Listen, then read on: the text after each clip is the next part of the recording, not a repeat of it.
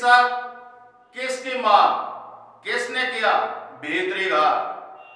नमस्कार, मैं हूं संतोष गुप्ता और आप देख रहे हैं अनुभवी आंखें न्यूज, खबर भी असर भी।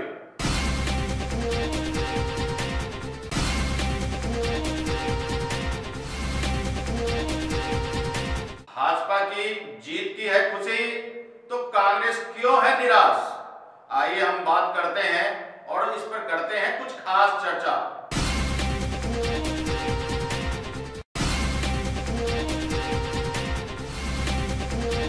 चुनाव विश्लेषकों की माने तो भाजपा लहर गुजरात में बखूबी कायम है। आपको बता दें कि भाजपा एक बार फिर गुजरात में बनाएगी अपनी सरकार और हिमाचल में, जी हां, हिमाचल में तो परंपरा है सरकार बदल देने की, तो यह परंपरा इस बार भी रहेगी जारी और बदल जाएगी कांग्रेस की सरकार, आ जाएगी मोदी की सरकार। तो मोदी लहर अब भी कायम है।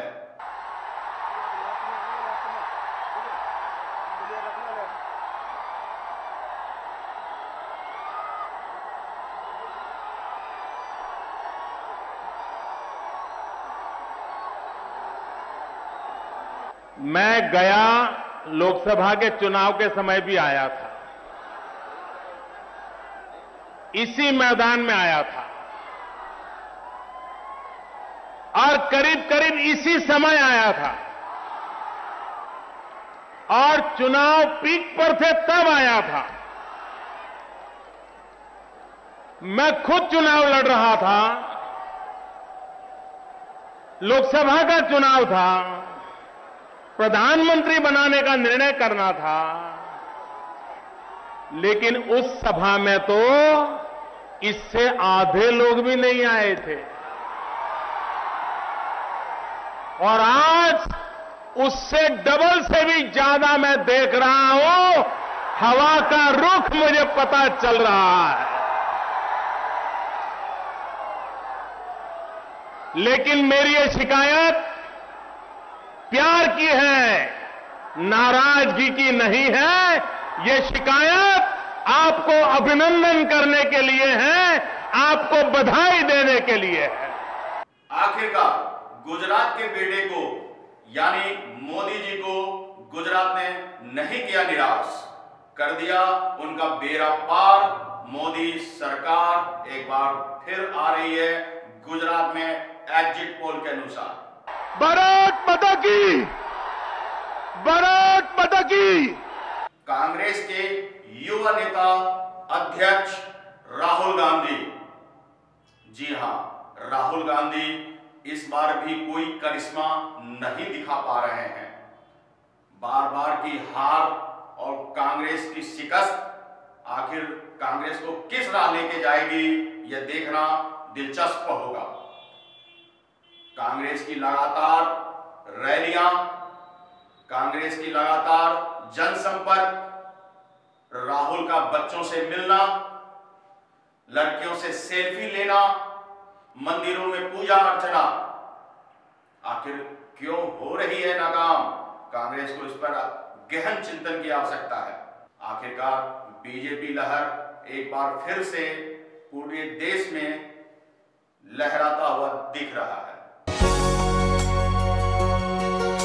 8000 बच्चे जो नहीं पढ़ पा रहे थे उनको हमने, उनका लेवल हमने काफ़ी बढ़ा दिया गौरीगंज में। 7 और 14 साल के बीच में जो बच्चे हैं, तो आपने देखा होगा मतलब 90% अच्छा पढ़ लेते हैं। गुजरात के 5-10 सबसे बड़े उद्योगपति शिकायत बिल्कुल नहीं करते हैं। उनका कोई आंदोलन नहीं चल रहा है, उनका कोई आंदोलन नहीं चल रहा है, उनमें कोई गुस्सा नहीं। वो बहुत खुश है और वो मोदी जी का, बीजेपी का, चीफ मिनिस्टर का पूरा दिल से समर्थन कर रहे हैं। पीएम नरेंद्र मोदी की अगुवाई में बीजेपी का विजय रथ रोकना अभी विपक्ष के बूते में नहीं दिख रही है। मोदी लहर अभी भी लोगों के सिर चढ़कर बोल रहा है। हिमाचल प्रदेश के साथ गुजरात में बीजेपी का परचम लहराना लगभग तय है। विधानसभा वोटिंग के बाद जारी किए गए एग्जिट पोल तो कमोबेश यही कह रहा है।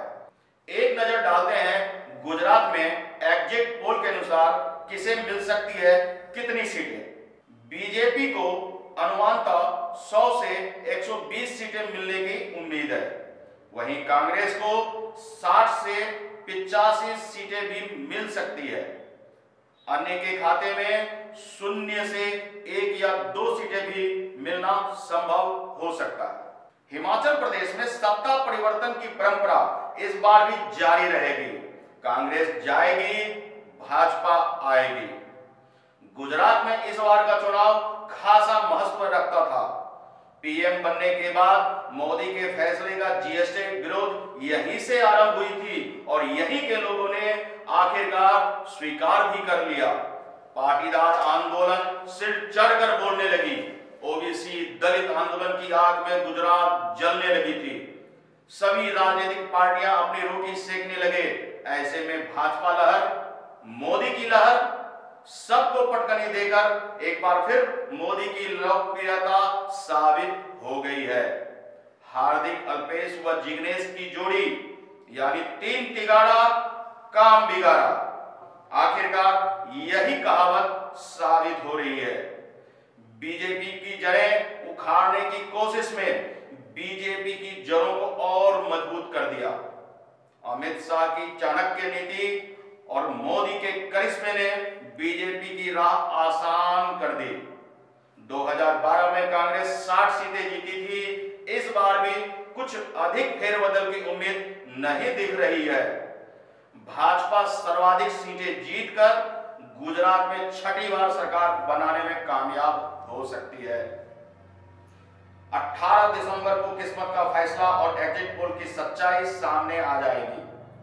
हमारे साथ बने रहिए और देखते रहिए अनुभव आगे न्यूज, खबर भी असर भी।